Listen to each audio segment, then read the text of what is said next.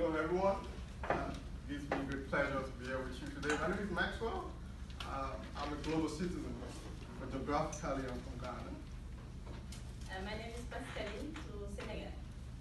And for the benefit of an audience who doesn't understand French, she's from a Francophone nation, so Edmond and Badu is our international translator.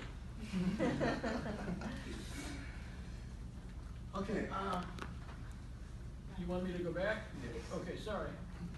Someone said farming kept us alive. It also kept us poor. And I tried to wrap my head around what does that mean. And I have an answer.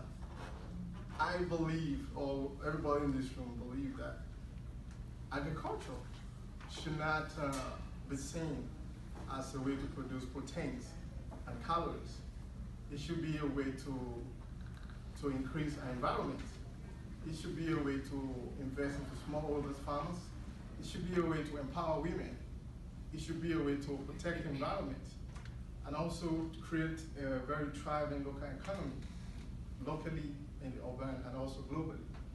In the light of all of this, we put together an idea that we think it may not be able to solve all the problems, but we believe a little love we're going to show through these will go a long way, and a lot will go forever. So our idea is Food Hub, how to reach zero hunger, which focuses on the UN Sustainable Development Goal 2.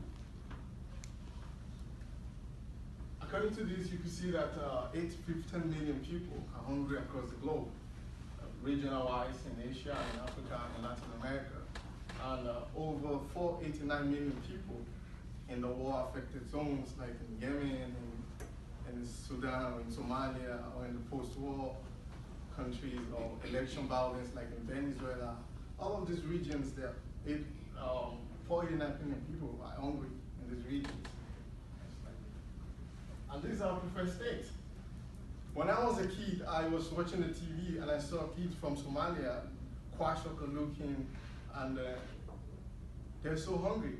And I wanted to put my food in a mail and send it to Somalia, because I was so touched by seeing kids less than 2 years stay hungry. So our preferred state is that kids who are less than 2 years should not be hungry. And also they should have access to adequate food all year round.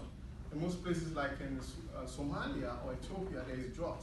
When there is drought, they couldn't produce food. So it means that food are not available all year round. So the preferred state should be food should be available all year round. And also sustainable food.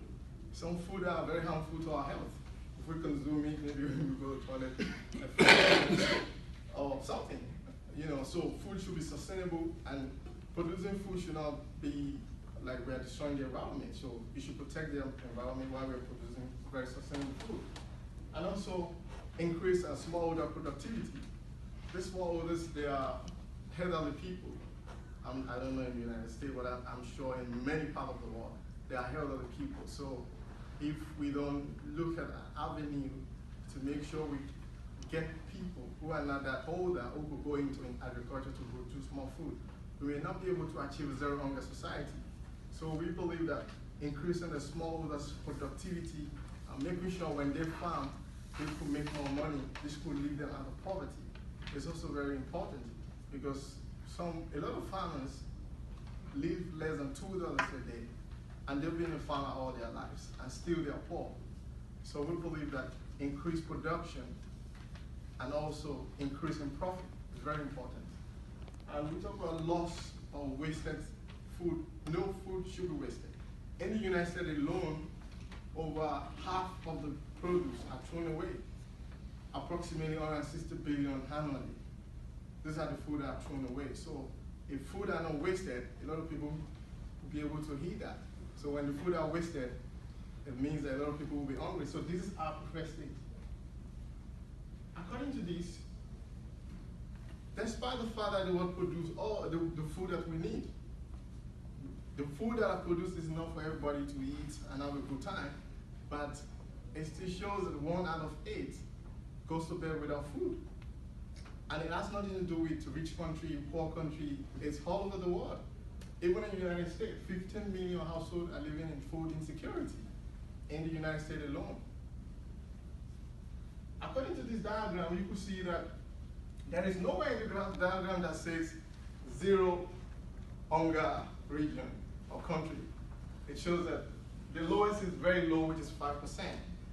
It means that somewhere, somehow, somebody is hungry, no matter what, no matter how rich the country is, no matter how big the economy is, no matter how super it is, no matter how advanced in technology it is, they are still hungry somewhere. This is the strategy. The first component of our strategy is zero hunger. Is school feeding programs.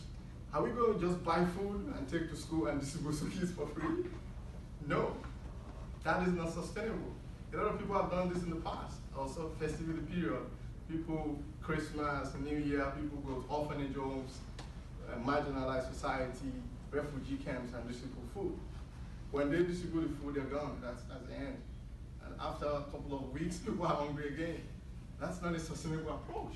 So what we plan to do is to introduce school feeding program that link the smallholders farmers to produce more food, not just food, nutritious food, diverse meals. And how are we going to do that? Through a technology, what the world travels through, we use it like mobile phone. And it doesn't have to be a smartphone. In Africa, we call it YAM, because you cannot check email, you can only receive call and call out. So you can do Facebook or whatever. So it's not a smartphone. You don't need a smartphone. Most of these farmers don't even